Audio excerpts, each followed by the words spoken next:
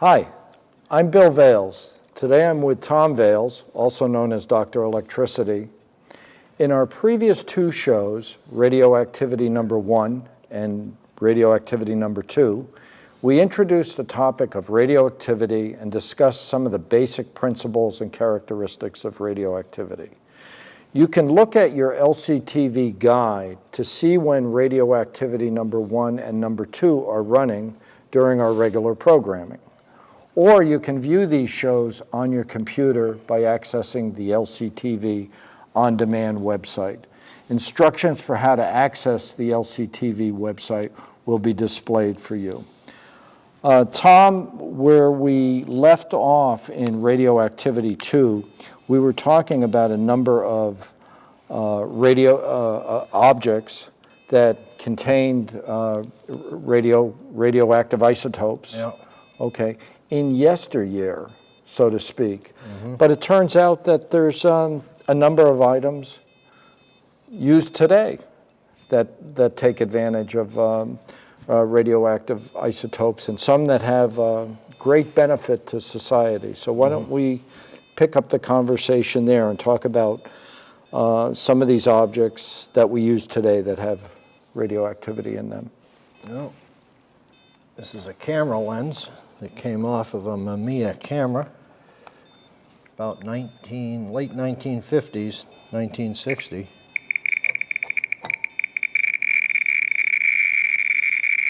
Okay. What they did was they needed to change the refractive powers of the lens, so they put a coating of thorium, which is radioactive, on the lens. Okay, and thorium's in that decay chain for uranium. Okay. All right, well, we'll worry about that. Okay. What other devices do we have there? Smoke detector. This is an industrial smoke detector. Okay. It's got more radioactivity in it than the one in your house does. Okay. And as far as the one in your house, I would not be at all concerned. Okay. It's an alpha emitter, and it's fairly short travel. Okay. And just looking at the ceiling up here, it looks similar to these smoke detectors that I see up here. Now, for all you people that like to go camping, they have since made these different. But this is for a Coleman lantern mantle.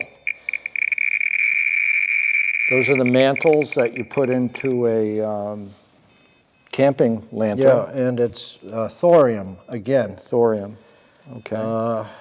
There are a lot of other things that are still, well, this one here. Let's bring this up. Okay. I don't know how well this will show up on camera as far as the, what am I trying to say here? As far as the letters, okay? What is behind each of these letters? If you get that black, that bag right there with the 2. Yep. Okay. These, you can handle those all. Okay. This is an exit sign. Right. Which looks very similar to the exit sign at the door over here and that I've seen in other places. But what they are is each letter is made up of a number of tubes like this. Okay. Okay, and these are glass tubes. They have a phosphor coated on the inside of the tube. Mm-hmm. And then they're filled with an isotope of hydrogen called tritium. Okay. And the tritium gives off radioactive particles and makes these signs glow. Now these things, you can buy them good for 15 years, 20 years, 25 years. Mm-hmm. Okay, you can specify that when you purchase it. Okay. They're not cheap. Yeah. A sign like this is probably about $140. Okay, but they're very important because if you're in a place that's fire, you need to evacuate quickly. You may not have electricity, so these can't be powered through electricity. These are used in hospitals a lot. You can't count on batteries? No. So They're called beta lights because tritium gives off beta emanations. But Okay. yeah, these, and one little point about these, I went and I bought one. I paid the money and bought one. When you get done with it, you can't just throw this away. You would not believe the paperwork the government has to, Yeah. you have to fill out. Yeah. Yeah. Yeah, I can actually see the tubes in here. Okay, so look at this every time you see an exit sign. So that's in use today.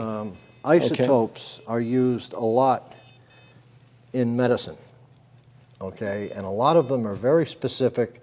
They have definite uses, and they, will help you. They're properly administered, of course, are used for curing certain conditions and also as a, what's the word I'm looking for? Well, monitoring the... Helping them monitor your condition. Right. Like technetium-99 can be used for brain scans and also for heart stress tests. Iodine, I think it's 131, can be used for thyroid problems, and so these radioisotopes, plus the fact too, people say, geez, what am I going to be radioactive for a month afterwards? Within a couple days, the stuff is gone. Right. But the idea is that you ingest these radioisotopes, and for instance, in the case of iodine will tend to go towards your thyroid. Yep.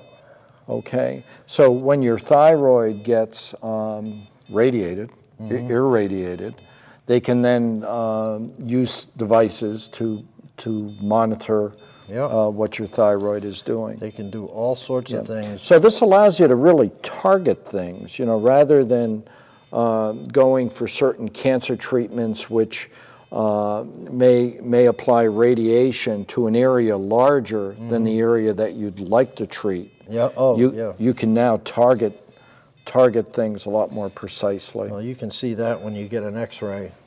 They put lead blankets on you, and if you got to have an X-ray of this arm, well, this arm is out, but the rest of you is shielded in lead because they don't want to give you any, X-rays and gamma rays are very much alike, and you really don't want to take any more than, you should. Okay. So you have pottery here, and some of this pottery you spoke about in our previous show, but presumably it's radioactive. It's radioactive, and this pottery is still available today. This is uranium glass. This is Fiesta-ware. Fiesta-ware. And this is something. I don't know who made it. Now, you might say, oh my God, I've got Fiesta-ware in my cabinet. What do we do? Well, if it really bothers you, take it out, wrap it up, sell it, or whatever. But, they say, well, what about if I use it? Well, it's not going to bother you. There's only one instance that it would bother you, and that is if you chipped a piece of the glaze off and ate it. Yeah. Like that. Yeah. Then you've got an alpha emitter floating around down here. So you probably want to get rid of it. Uranium glass is very pretty stuff. I know many people that have uranium glass. Yeah. It's not going to do anything to you. Yeah. Yeah, we saw a great example of this on one of the Littleton Rocks shows. Now, other things that have radioactive isotopes in them, I've been waiting to do this. Bananas, okay? Bananas have a lot of potassium in them, but one of the radioactive isotopes of potassium is potassium-40. Okay? Yep. So while that isotope may not make up the majority of the potassium in the bananas, they are radioactive. And I'll put those radioactive bananas in the radioactive dish. Good. Now, another thing that has radioactivity in it, cigarettes. Yeah, polonium. Cigarettes, polonium. Now, it wasn't that long ago that a Russian spy was poisoned by ingesting polonium-laced fish. Victor, I forget what his name was. Polonium-laced fish? Yes, and we watched him sort of waste away from the polonium. Yeah. So cigarettes contain polonium. We'll put those in the radioactive. With any luck, the whole thing will go up dish. in flames. And for all you cat lovers, kitty litter contains radioactive traces of, is it uranium? I'm not And sure. thorium, I believe. But a lot of the kitty litter is mined from clay materials, feldspars, Yeah. kaolin, and there's traces of that, of radioactivity in these materials. So remember that when you take care of kitty cat. Okay.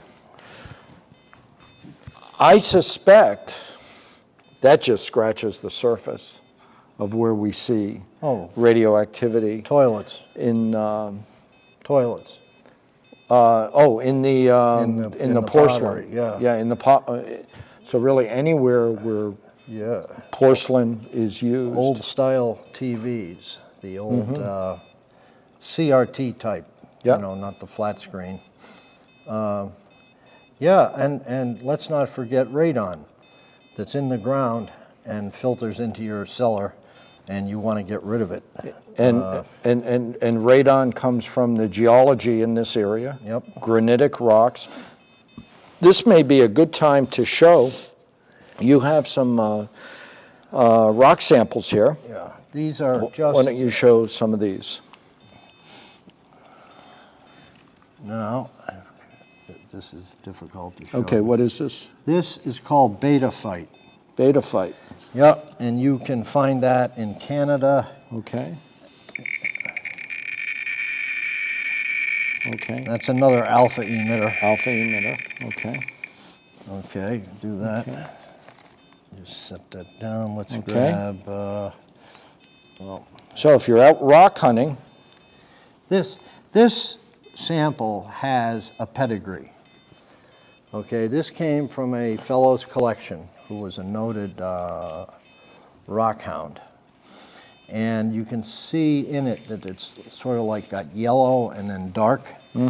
Well, the dark is the basic material, which is uraninite.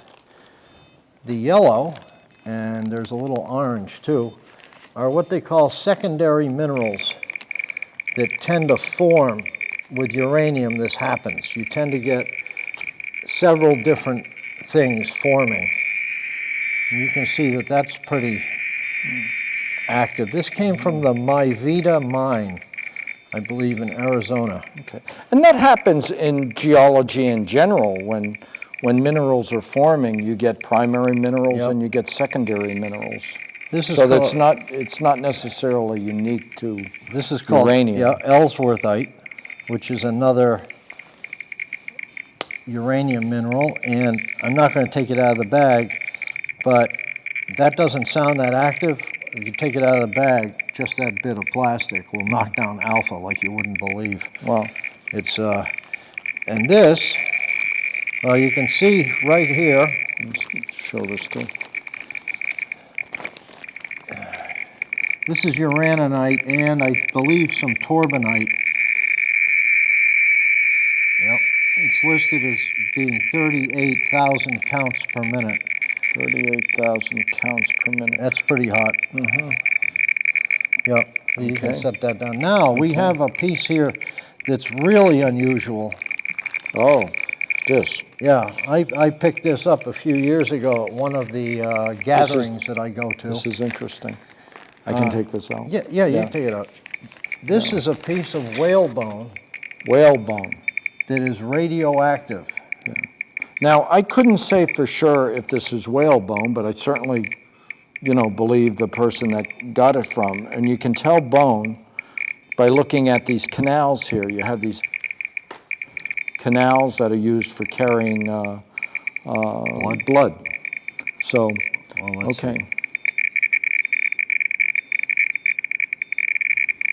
Yeah, it's got a little bit. Yeah, it sure does. Now that whale could have picked this up by either swimming in radioactive polluted water or from eating other fish that may be, and it scares the living daylights out of me, because if you think that you've got something out in the ocean and it's radioactive from eating stuff that was dumped in the ocean, we haven't really come too far. Well, look at it this way.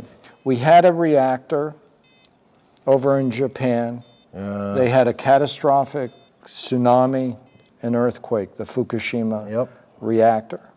Okay, so that crippled those reactors, which there was a number of releases into the ocean, okay, which at that point various animals, fish in the ocean would be picking up all sorts of material. So it's it doesn't take a lot to construct a scenario of how a whale may have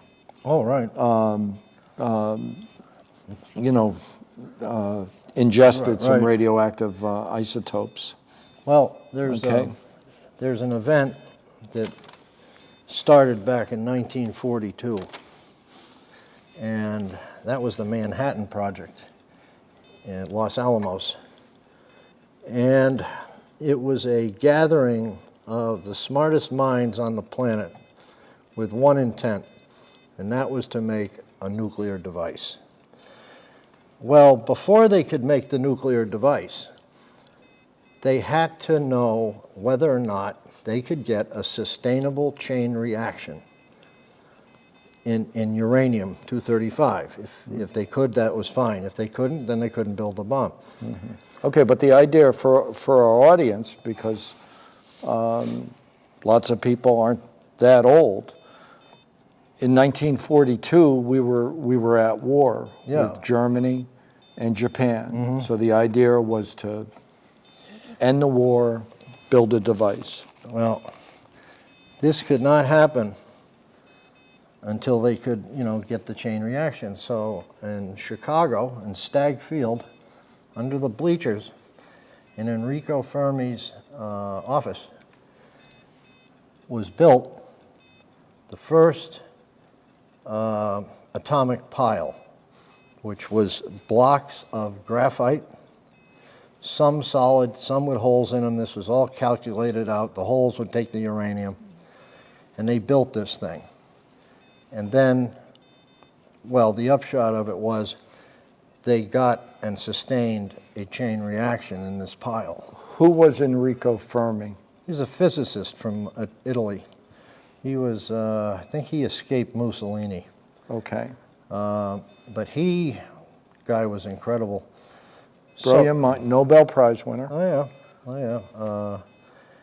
So anyway, it worked. So that gave the go-ahead to the other group we're going to talk about. Okay. But this little thing I picked up, which is quite neat, printed on it, it says graphite from CP1, first nuclear reactor, December 2nd, 1942, Stagg Field, University of Chicago. This is a piece of the graphite that was in the core. Now, I don't know how many of these they made or what, but I managed to get that one. This is really a piece of history. Oh yeah, definitely. Yeah. There we go. Yeah. So the graphite, from the reading that I've done, was what was called a moderator, a neutron moderator. Yeah, fast neutrons didn't work. Right, neutrons that were moving really fast did not work, so they needed materials to slow the neutrons down. Yeah.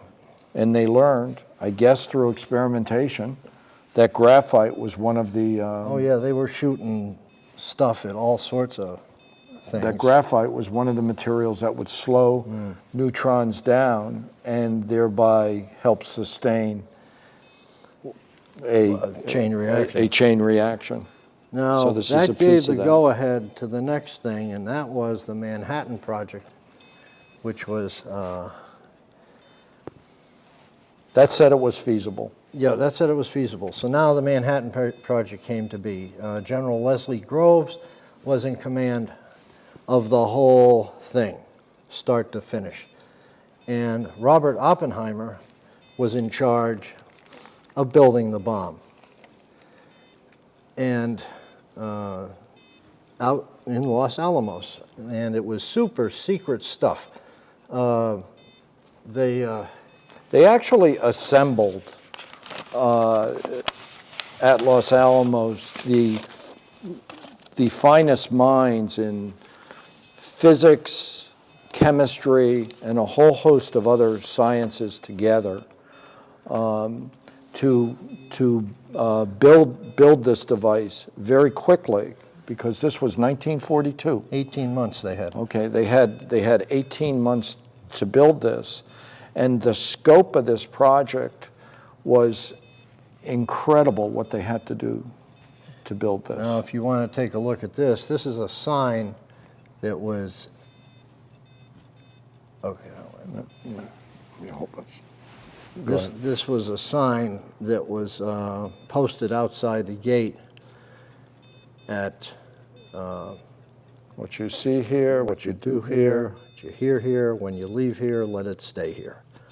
Basically, you know, the old loose lips sink ships. Okay, and this was at Los Alamos? Yeah. Okay, so Los Alamos is in New Mexico. Right. And that was a very beautiful, a very desolate area where they basically built a town, a city there, moved people, families out there, built the laboratories, and did some remarkable, Well, they did that. remarkable work out there. There were two other areas, three actually if you count the blast site, but there was Hanford, Washington, and Yep. Oak Ridge, Tennessee, and they had to basically build towns because of all the progress was incredible. I mean, these people were working under a deadline that was unbelievable, and what they did was just, you know, fantastic. Yeah. But Hanford, Washington was where they made the plutonium, and Oak Ridge was where they purified the uranium-235. And they didn't know if any of this stuff was going to work. No, they didn't. They didn't. So- well, the first bomb was a uranium bomb. They didn't even test it because they figured that would work. That was basically Right. taking one piece of uranium and shooting it down a barrel at another piece. They figured you can't miss. But the plutonium bomb, nobody was sure at all that that thing was going to work because they had to invent things as they went. They had to do things that, you know, that they couldn't.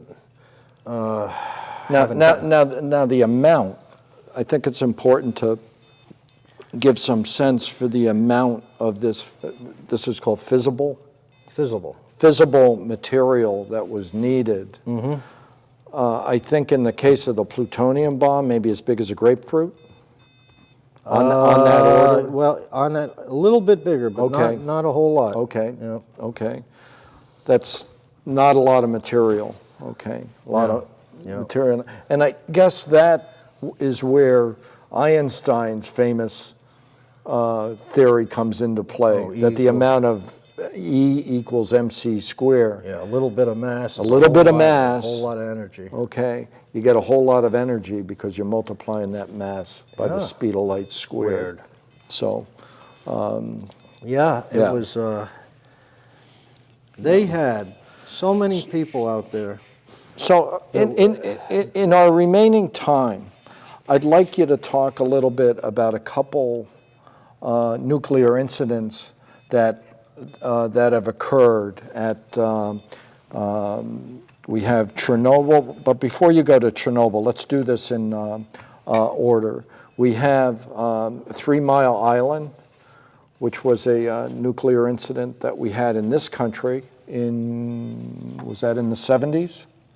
I'll let you know as soon as I find it. And then we had Chernobyl, and then the Fukushima reactor. So talk a little about those, if you would. Go ahead. Well, 3 Mile Island, they lost the coolant to the core of the reactor, which caused the reactor to overheat, ruptured the fuel rods, did a bunch of problems. Now, when you say lost the coolant, They lost the coolant. They didn't have okay, any describe water what they had no water in the core. okay, so the coolant is the water to keep the core at a certain temperature. Yeah. Okay. They lost it due to a number of different things. People that were not going by the procedure, people that misread instruments. They Okay. thought they were putting water in the core, and they weren't. It was actually, so it was human error. It was human error. Okay. Okay. And the result of that was what? Well, that thing, it didn't really have a meltdown, but they're not going to be able to get in there and do anything with it. Okay. Now, a meltdown, for people to understand that, is when the core Melts. actually melts, Yeah. and radioactive material goes through the core, Yeah. okay, gets into the ground. People need to understand this. Gets into the ground, possibly gets into the groundwater. If the containment building doesn't hold it. Well, that's the meltdown. They used to think that it would melt and then go all the way to China, and they called it the China syndrome. Okay. So now, talk a little about Chernobyl. Chernobyl What was happened the there? same thing. Lack of training, human error. They were doing a really weird test to see how long the turbines would run after a power down. But they were on a lot of pressure from the Communist Party to get this thing up and running. And over in Russia, you didn't just have to deal with your boss. You had to deal with the party. It was a big thing. Okay. So what do you have there in your hand? One thing about Chernobyl, it was the largest uncontrolled release of radioactivity into the atmosphere ever. Okay. And there's a couple things, actually. This here, all right, that's a small Geiger counter that was given out to the citizens of Chernobyl as sort of To measure the a PR thing and something to maybe make them feel better that they weren't going to all dissolve. Basically, the Geiger counter works. It is not an analytical instrument. It's not really telling you anything. And that was, just a bit of PR. These things started showing up about 20 years ago, and they do work. Okay. And what do you have here? That's a medal that was given to the fireman who died. If you went into the Chernobyl You reactor, got it upside down. oh, sorry. If you went into the Chernobyl reactor, Well, notice the red drop of blood, and then there's the 3 lines, alpha, beta, alpha, and beta, gamma. gamma. Most of the firemen that arrived first on the scene were instantly dead, although they didn't know it. They had no, Okay. Come over here. no training for this, and that over there is going to take a long time. And then we had, which is fairly recent, what happened at the Fukushima Daiichi, I think I'm pronouncing that right, plant. And I know one of the issues there is related to where those plants are built. They're built geologically on plate boundaries, in particular subduction boundaries, which means where one part of the tectonic plates are going under another plate, and they're prone to earthquakes. Yep. Okay, they're prone to earthquakes. Great place to build it. But they're limited, and it's not just, we have nuclear reactors near San Andreas faults, in other areas. So now, there is some good that comes from nuclear power. I mean, without a doubt, you get power from nuclear power plants. Right. Okay, and those are used quite a bit in what countries? France, I think, uses a lot of nuclear power. Yep. We don't. But France does something that we don't do. They all have the same design on their nuclear reactors, which is smart. I say a consistent design. Yeah. Okay. I'm a little overwhelmed here by all the things here. I'm sure we could do about 3 or 4, 5 more shows, but I think you've done a magnificent job giving people a sense of radioactivity, how it's used, where you see it in life, a little bit of the history of it. I think that's Yeah. really a piece of history. Oh, yeah. No Absolutely a piece of history. I hope you've all enjoyed seeing this show. I hope you've learned something. I have the feeling we're going to revisit a number of topics in the future. But this does a great job. Thanks a lot for coming. Okay. All right. Okay. Yep. Hope you learned something, and we'll see you next time. Thank you.